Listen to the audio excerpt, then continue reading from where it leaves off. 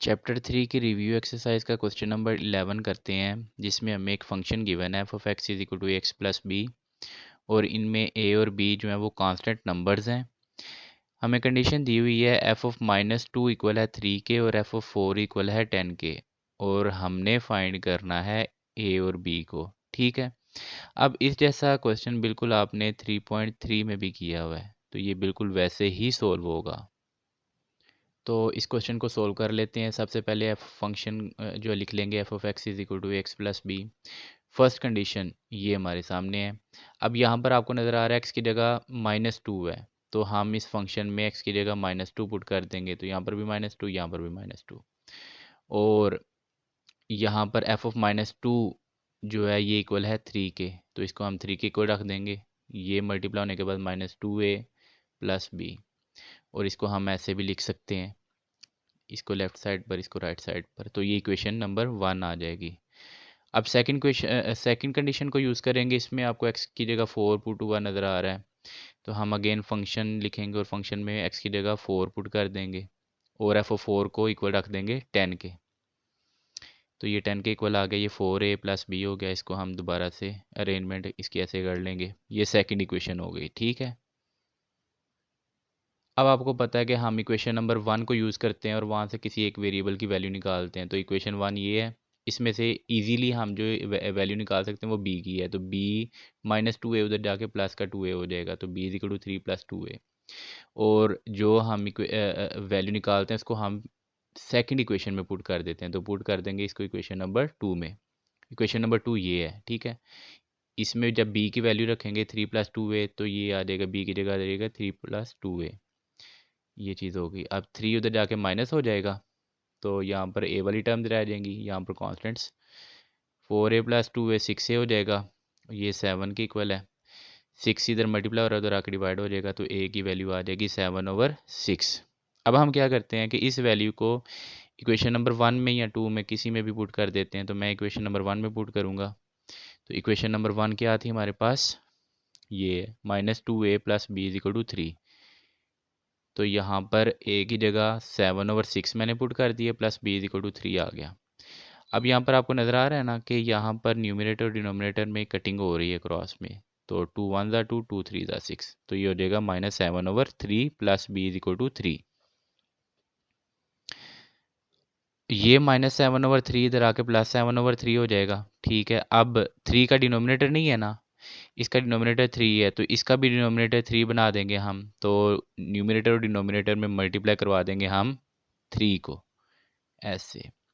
ऐसा करने से डिनोमिनेटर सेम हो जाएंगे और इसको एक फ्रैक्शन में हम लिख लेंगे।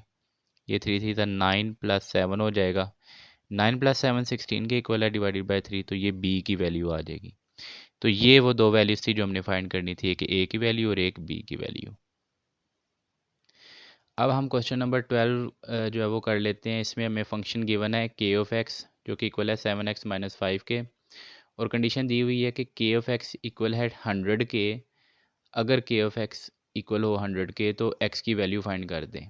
तो ये बहुत ही आसान क्वेश्चन है, इस जैसा क्वेश्चन 3.3 में भी था, तो इसको हम सोल्व कर लेते हैं। k(x) इक्वल है 7x - 5 के। अब इसमें हम पुट कर देंगे इस कंडीशन को, k(x) की जगह 100 पुट कर देंगे। ठीक है, तो k(x) की जगह रख दिया हमने 100, बाकी इक्वेशन एज इट इज़ रहेगी। ठीक है, अब अरेंजमेंट कर लेंगे, इसको लेफ्ट साइड पर, इसको राइट साइड पर, इस तरह से लिख लिया। 5 उधर जाके प्लस हो गया, तो ये 105 हो गया। ये आ गया 7x = 105। 7 उधर आके डिवाइड हो जाएगा, x = 105/7, जो कि इक्वल है 15 के कटिंग होने के बाद। अब हम क्वेश्चन नंबर 13 कर लेते हैं, जिसमें हमें एक फंक्शन गिवन है g(x) जो कि इक्वल है mx² + n के। ठीक है, और m और n कॉन्स्टेंट्स हैं और हमें इसमें कंडीशन दी हुई है कि g(4) इक्वल है 20 के और g(0) इक्वल है 5 के। हमने m और n की वैल्यू फाइंड करनी है, तो फंक्शन लिख लेंगे सबसे पहले।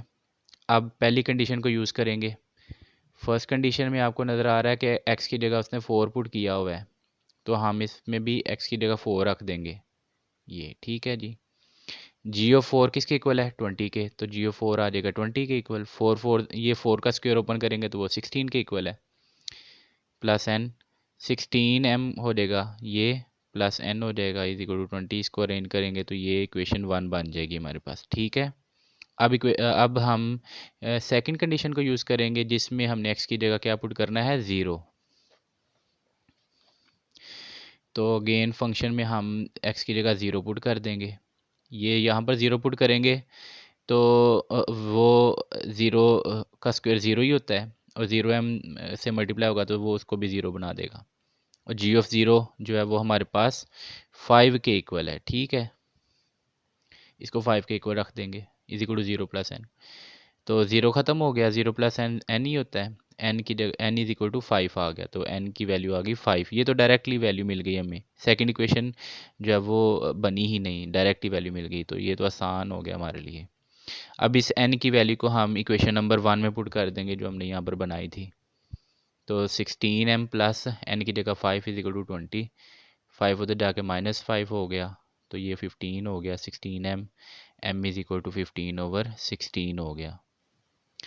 अच्छा, तो पार्ट नंबर 14 कर लेते हैं। ये बहुत ही क्वेश्चन आसान है, ठीक है, इसको ध्यान से आपने समझना है। अ shopping mall has 100 products from various categories labelled 1 to 100 representing the universal set you.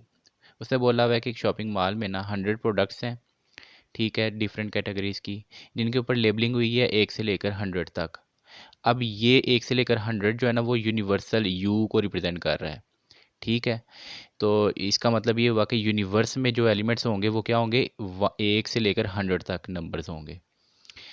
अच्छा, उसके बाद उसने सेट ए दिया हुआ है। सेट ए में इलेक्ट्रॉनिक्स हैं कंसिस्टिंग ऑफ 30 प्रोडक्ट्स जो इलेक्ट्रॉनिक्स से रिलेटेड हैं, और उनके ऊपर लेबलिंग हुई है 1 से 30। तो यहाँ से आप समझ जाएं कि सेट ए में जो एलिमेंट्स होंगे वो क्या होंगे 1 से लेकर 30 तक। सेट बी में क्लोथिंग है जिसमें 25 प्रोडक्ट्स हैं जिनके ऊपर लेबलिंग 31 से लेकर 55 तक हुई है। तो इसका मतलब ये हुआ कि सेट बी में जो एलिमेंट्स होंगे वो 31 से लेकर 55 तक होंगे। सेट सी की बात की है उसने, ब्यूटी प्रोडक्ट्स हैं, उसमें 25 प्रोडक्ट्स हैं जिनके ऊपर लेबलिंग हुई है 76 से लेकर 100 तक, मतलब 76 77 सो 100।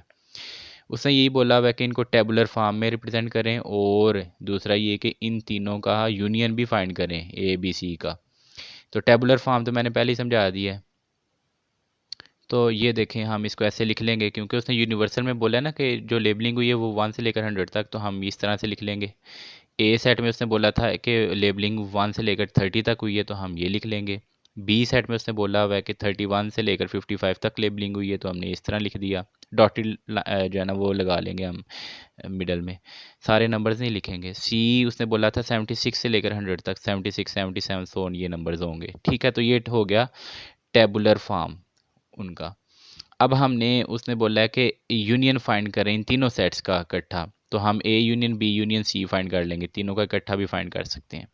तो ए सेट लिखेंगे जो कि 1 to 30, यूनियन बी सेट लिखेंगे, यूनियन सी सेट लिखेंगे। ठीक है, अब इसको लिखने का तरीका आपने ध्यान से सीखना है। यूनियन है ना ये, तो यूनियन में क्या होता है कि सारे एलिमेंट्स को लिखना होता है।